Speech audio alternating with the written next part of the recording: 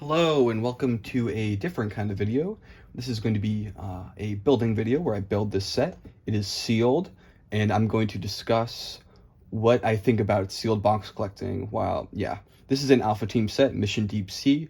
Not one of the more desired sets out there. Mission Deep Sea, while by no means bad, it's definitely a bit of a low watermark for creative for the Alpha Team series. Actually, is it?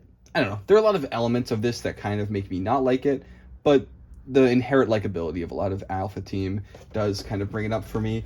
But yeah, let's open this up and check it out. Oh my god, I already creased the box. I'm sorry. These boxes, I don't think they were meant for ever use. But look at those beautiful all builds. That one is so fun. It says if it's an elephant. That one's very cool. The boxes, I love having old boxes because you get to see all the stuff. Now, let's play a game called Dylan Tries to Describe the Smell of an Old Lego Set. This cardboard smells fresh. I guess that's all I have to say. Interesting. You have just these pieces in their own bag. That's weird. These pieces. There are lots of big pieces. Lots of big pieces. This one, some medium. So I guess it's by size. So these are like the big pieces. These are the biggest, medium. These are smaller ones. And these are the smallest pieces. I'm very excited to open this up. And we've got the instruction manual, brand new. We've got the 2002 catalog.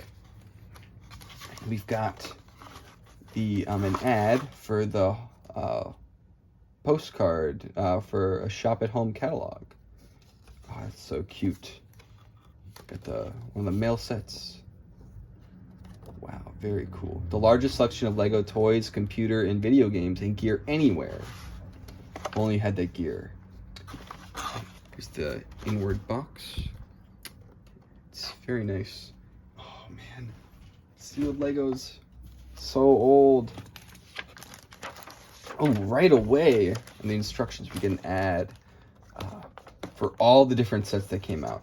Of them, I'm most interested in this one. I feel like I've never gotten a good idea of it because the box art is a little bit too busy. So it's like, I wonder what it looks like in real life. Looking down the list, I actually have more of these than you'd think. I have this set, I've got this set, and that's more than you'd think.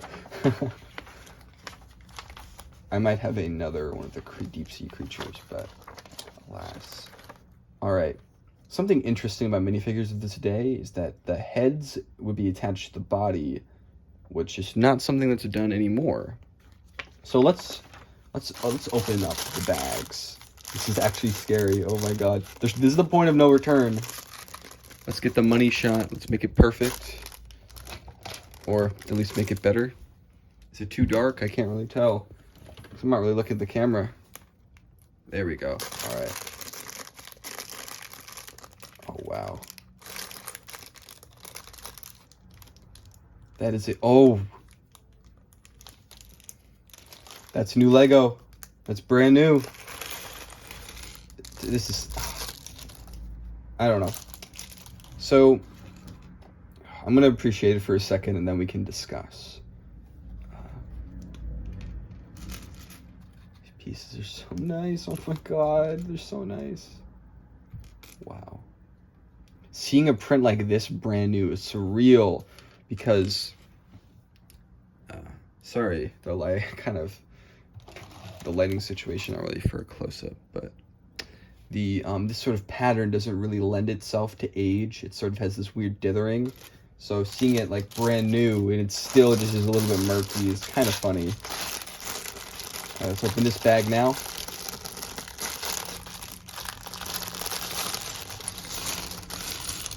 Ooh, wow. Oh, interesting. Now that is a weird face.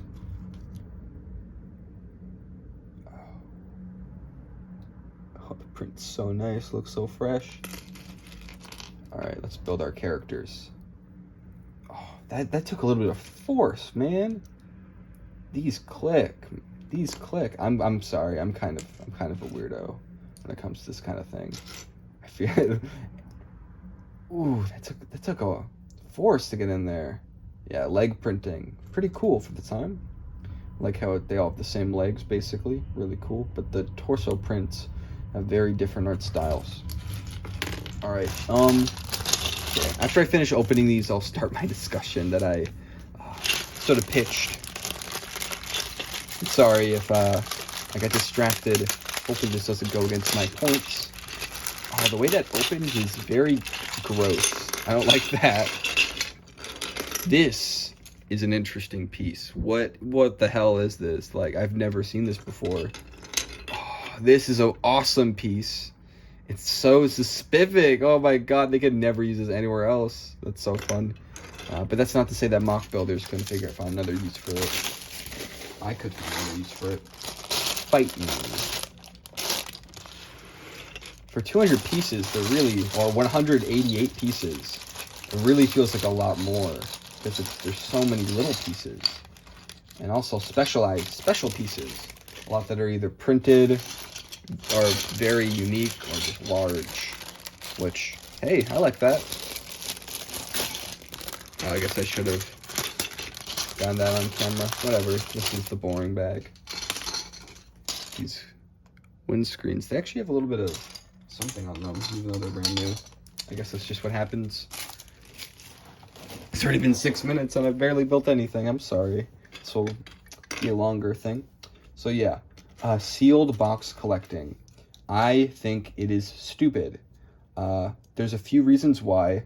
One of which is that it kind of treats Lego like stocks, and that's just against the whole nature of Lego and everything. It sucks.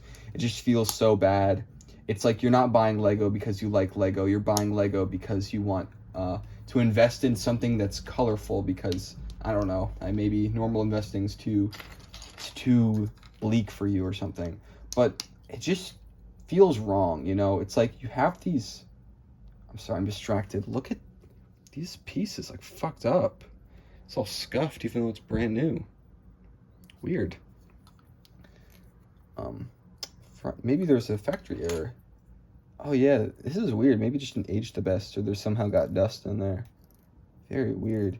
Oh, perhaps there is dust, because like there is like the holes in the bag. But whatever. The Lego, I just feel like by the time like you get a huge amass, like a bunch of like sealed sets, it stops being about like the Legos themselves and more it starts being about like, I don't know, value. It's, you know, I'm not doing this discussion right. Maybe this wasn't the best day to do this. I'm a bit tired, but when you're like buying Legos for their price and their value, they stop being fun because it gets to a certain point where you're like, if something isn't valuable, it's not worth me checking out. Or if something's not valuable, then it's not important to me. Like, I'm striking out, guys. I'm sorry. I don't know, man. I just feel like the kind of people that buy sealed Lego sets are also the kind of people that constantly complain about like details in Star Wars sets, and the kind of people that also don't actually build the Lego sets they buy, even if they say they love them.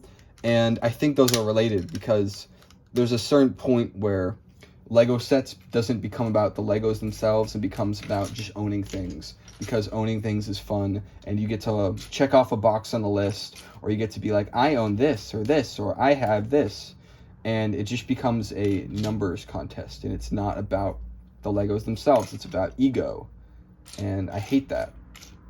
And I guess I could elaborate, but I'm not. I don't know. I don't feel good about that now. But one thing I want to do is kind of like say that despite that, I think there is merit in new Lego collecting, because there definitely is some certain draw to something brand new, because brand new pieces are exactly the way that Lego intended them to be, you know, the exact experience that they planned for. Usually some things like capes will be perfect. that normally get withered with time. You're basically 100% confirmed to have all the right pieces, no scuffs or anything. It's going to be immaculate. And that is appealing, but to what cost? Like, some people are willing to pay 5 times the price just if it's in a sealed box. And I think that's bogus, because do you really need everything to be perfect? Like, it's going to sit on your shelf anyway if you even intend on building it. And at that point, just buy it used, like a nice used copy, you know? It's, I don't know. It just seems weird. It's like, are you going to keep it that way? Because, like, a lot of these people store their Lego just, like, wherever. Like, they don't really care. And I just don't really get why they put so much weight into being sealed. Oh, like, these rubber bands, like, they're so old. It's kind of funny. And they might disintegrate. They might not work. But even things like that, like, there are some things you cannot plan for, like, that age will just destroy. Like, these rubber bands are going to be messed up by age, and there's nothing you can do about that. It's just what happens. They won't be as strong as they would have, and that's okay, because, you know, rubber bands are replaceable. But at that point, like, you know, you're already not having the 100% ideal experience, so it's like, like, is the rest of it really as worth it? And if you want the sealed experience, like, it's available in sets that are very cheap, because for as well loved as Lego is, there are definitely aspects of the toy, or like definitely themes that nobody cares about, that are dirt cheap. Like, if you want a big sealed set, go for a Snap. Nobody cares about those sets, and they are cheap. And they're interesting. They come with a big, cool pamphlet. Like, there's a lot there that people, I feel like, you'd want from a sealed experience. And just because it's not something that's important, or it's not necessarily system, it's seen as like, oh no, that doesn't count. I don't care about that. And they, like, scoff things like that when it provides the exact experience that they want. And even if you don't want, like, even if you don't like Snap, even if you don't want something that's not system, there are options. Like, this is a good one. This is not sealed. This is not a very expensive set. It's still very reasonable. And the reason for that is because it's just, you know, it's an okay set. It's not, like, groundbreaking or anything. And Alpha Team isn't really seen super highly esteemed now. At least these second and third iterations of it aren't. And, you know, you get this sealed experience. I still felt, you know, it still felt special, even though this set itself is just whatever. And I don't really see how it being something, I don't know, like, so, I don't know, something that otherwise would be inexpensive, like, I don't know, that would feel bad. Like, I'd feel bad opening that, because it's like, oh man, it's been like this for so long, there's a limited supply, like, what am I doing? And I don't know, it's just kind of feels bad in a way. Now, this is using a really interesting connection I've never seen before, where these like chainsaws have room for, or there's room for a bar connection in here, which I didn't even realize, but that sure is unique. This is definitely a unique line in general, that's for sure. Oh, there's a connector, extender. Where is that? There it is. And I guess my words became more eloquent as it went on. At first I was kind of bumbling to kind of get myself into the groove, but that's honestly what I feel about this sealed experience. And I like it. I think it's valuable. I just think that it's overvalued, and it kind of leads to very detrimental thinking, where it kind of poisons the well, in a sense. And I don't want that to happen to my enjoyment of Lego. I don't want to be that way. I want it to be about Lego themselves, because I appreciate the design, because I like Legos. Not because I want something that's valuable. I want to, you know, I don't want to play stocks. And I guess, I don't know, value in collectibles is also a very interesting topic. I dealt with it with video games, where even the crappiest game, if it was like rare, quote unquote rare, I'd feel accomplished by owning it. And that's just, again, not the healthiest way to think about things, because that takes away the humanity of it. It's like, okay, I don't really care about this as a game. It's just a token of value. And at that point, the fun gets sucked out of gaming and game collecting, especially when everyone knows these values and when they're at your fingertips. And it's not like, ooh, I snuck away with a good deal. It's, oh, this thing that should be accessible is not. And I just, I'm not having a good time now. Which, I guess, I could go on a tangent about this, but that's why I love collecting for the Wii so much. Because that system's library is not valuable. Almost all the games, besides a select few, are basically worthless. But that does not make them uninteresting. Even the bad games are so unique because most of them were made just for Wii. So, you have this unique library of like weird, mostly bad games, and it's just fun to shift through them and make discoveries. There are good ones in there. And, a lot of them are uncovered because people just haven't really re-examined the broader library of the Wii because there's just so much stuff there. And I don't really blame them. It's kind of a dense library. Not really, actually, it's the opposite of dense. It's buoyant. It's buoyant. There's a lot of it, and it's hard to tell what's good. But I don't know. Read through Nintendo Power, the issues from the Wii era, especially the later days, and you'll kind of get a good idea for what the actual good games are. And from there, you can kind of see what you think about their opinions. Like, maybe they were right in some sects, maybe they were wrong. And from there, you can kind of find some cool hidden gems. Especially like cool motion control games, because they're out there. Anyways, I'm guessing. I mean, I did have a bit of a stint about talking about video games on this channel. Not really as lucrative as Legos, because it's just more of an oversaturated market. Legos are more niche, but the trade-off is that there's less people doing it, so more people will hear me than they would normally. And, I'm interested in talking about Legos a lot. I love Legos and talking about them in basically the same way as video games. Now, back to this set.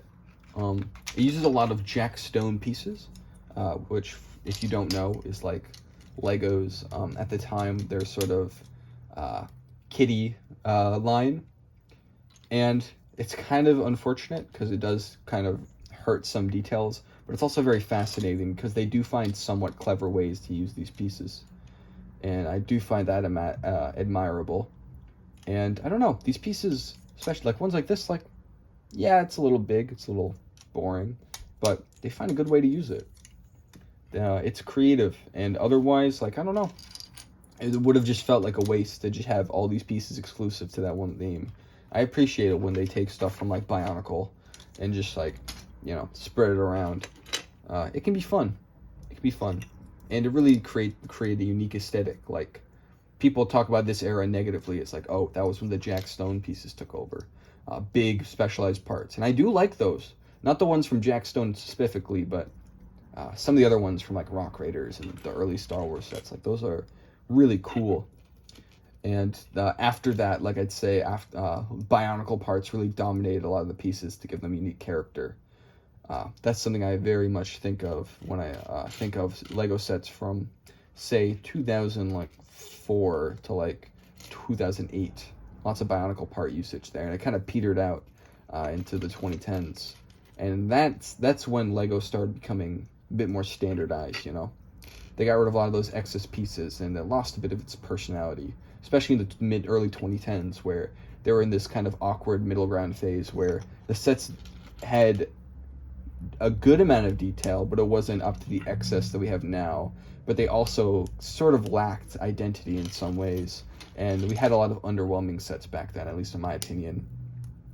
And the original themes being underwhelming at the time kind of hurt original themes in the long run, in a time when they really needed to fight for existence in general.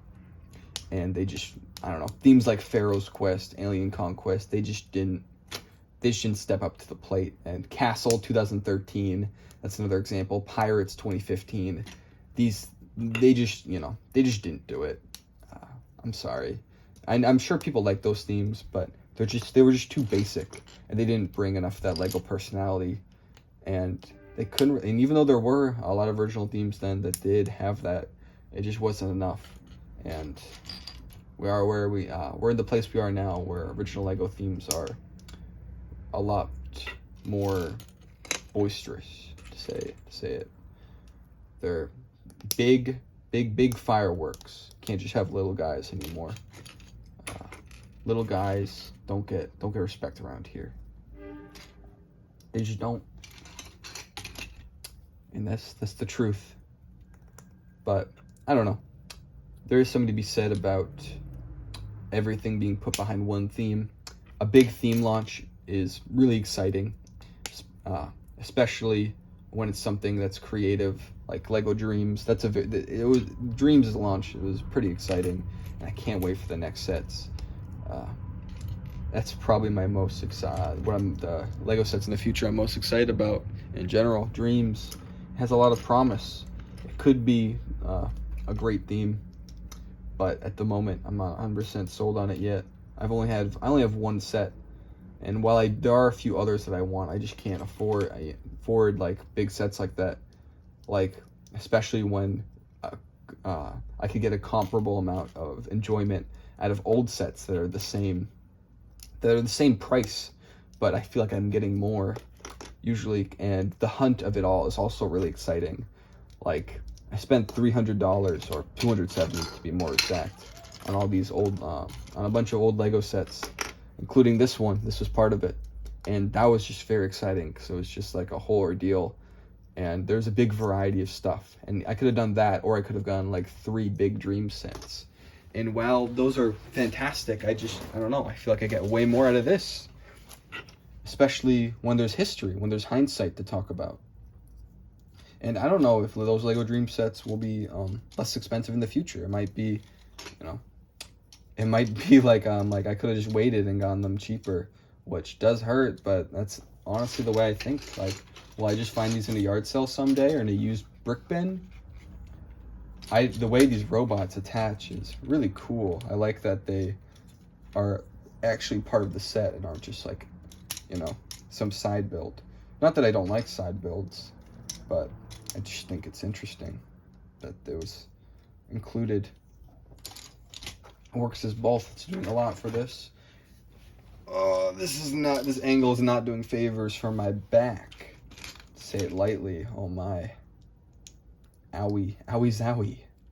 Mario Wonder comes out today, and part of me is really bummed that I can't be there to play it the first day, but I just don't have that kind of money right at the moment. I just made a big purchase, so while I want it, I'm gonna have to wait. Maybe for my birthday I'll ask for it. That seems like a fun birthday gift, right? Mario Wonder. It's just a wonderfully creative Mario game. I'm very excited to play it. It's kind of interesting how, sorry that I keep talking about video games if that's not what people want, but it's kind of interesting how discussion of media has become so popular that we discuss things post-mortemly before they even come out, People are talking about the wonderful creativity of Mario Wonder as if a new era of Mario has started.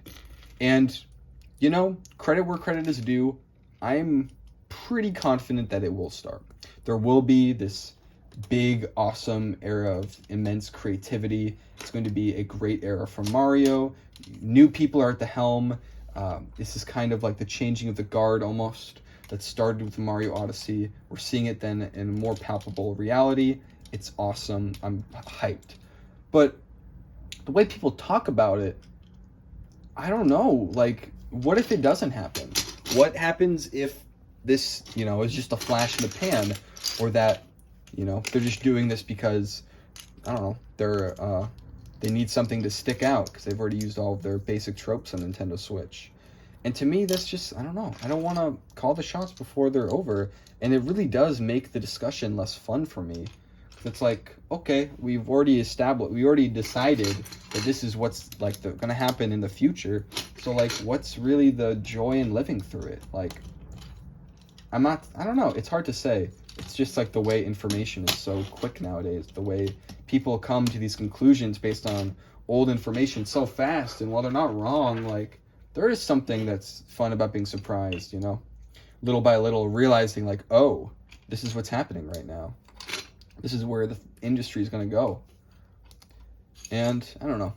It's like we're looking too far ahead. And it just, I don't know. I like dwelling on ideas for a little bit. I like dwelling on old Lego sets, as you can tell. I love old Lego sets so much. Sorry if this footage is crap. I'm trying my best, guys. The set is coming together, though.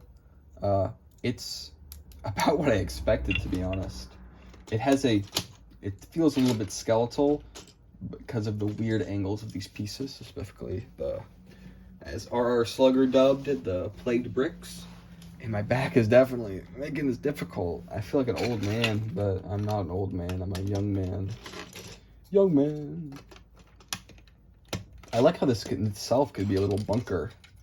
It's not, when I look at the box, it's like, it looks like a more cohesive submarine, but I feel like in real life it will just look like a box with a front. But maybe that's the point. Maybe it's like the idea is like, oh, it comes off. It's modular, which was more popular than I thought it was back then. So many random sets back then were just modular, and I'm here for it. It's so fun to just find out that some set just has some completely weird feature where it just comes apart and looks completely different than the way you'd expected your entire life. Like, that is awesome. Like the Gungan sub, super modular. Like, that's like this set's entire gimmick. It really feels like they had this ambitious design for like a whole new system, and they shoved it all into one set just for no reason. There's not like for that one in particular, it's like, why is this modular? Like, it's like, it doesn't, like, I don't think there's a scene in the movie where something that suggests that it's modular happens. It's just a sub. It doesn't even appear in the movie that long, but no. The designer just had the creative idea to, I don't know, make it like that. Why not? It's fun. And that's what I love about old licensed sets, because they kind of take the design, and despite whatever is included, they do what they think will make for the most interesting set. And that is a boldness that isn't really a thing anymore. Now, this is a weird piece. Oh, this is a weird piece. It's got some black streaks. It almost looks like it's dual molded, but it's definitely not. It's just, you see the layers of the holes, and it goes into this piece, which seems Jack Stone like. I'm not sure if it's actually from Jack Stone. And then inside of that, this piece is inserted into the top like that, and that goes into here. That is extremely weird. And even then, actually no, it does fit. You just gotta include the final piece. There we go, the mise en train. I kind of hate how this goes off a little bit over, but that's okay. It's not the end of the world. Maybe I'll get used to it. I might like it eventually, but it definitely feels like there's holes in here. Like, while I'm not like someone who's like, oh, why is this gap here? Holes like this are just so egregious. It's like big old hole. It's like, man, you really need to include a giant hole in this. You could have just put a brick in there to fix it. But then the design's weird because it's like the other stuff isn't fine-tuned the same way, and maybe there can't be a hole in some parts. I don't know. Design is very complicated, despite what you think. All Lego sets probably have lots and lots of thought put into them. Even the ones that to me aren't as interesting. Sorry to throw some shade there. If that's not throwing shade, I don't know. I don't want to be too down on modern Lego, because despite what sort of the obvious like position of Lego as being like a company, Lego's not like your friend. It's really hard not to like emotionally connect with the designs that clearly have human handprints all over them, especially in these early years. Not early years as in like of the company, but like these earlier sets. You can see the influence, the design language. It all comes from a very human place. And to me, that's appealing, because it's not that I'm just building a set. It's that I'm understanding the way somebody thinks, the way the designers of the time thought. Oh, wow, they're on a sprue. Get to take them off the sprue. Where's the best place to do that? Because it's just a big shadow there. Woohoo! These sprue pieces are so interesting. I guess they all go in this back apartment center. Yeah, okay. Shove it all in there. Where did this piece go? Oh, I guess it went here, and I missed it. And the last piece is this 2x4, and then you connect it to the back. This thing takes up a lot of space. Wow. Oh, I don't even know how to feel about this. Oh my God. So many feelings. Some of them positive, a lot of them just weird. Got a comic. I'll look at this if I review this set. A lot of Alpha Team sets have comics, which is so cool. Oh, there's a cute little maze. Alpha Team for Game Boy Color and PC. Guess who owns this game? I own this game because I'm a freak. And then the alternate builds. Oh, that'll be fun to do if I ever get around to those. But that's the set. Thanks for listening to me ramble on. I hope you have a wonderful day. See you later.